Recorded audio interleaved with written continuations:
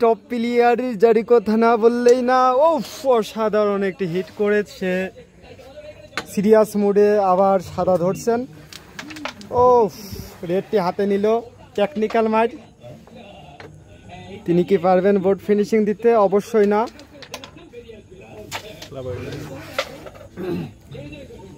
এটাই last game, কালকে আমাদের ফাইনাল ম্যাচ।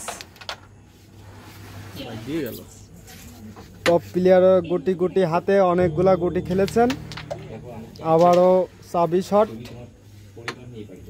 তিনি কি পারবেন সবগুলা সাদা ক্লিয়ার করতে?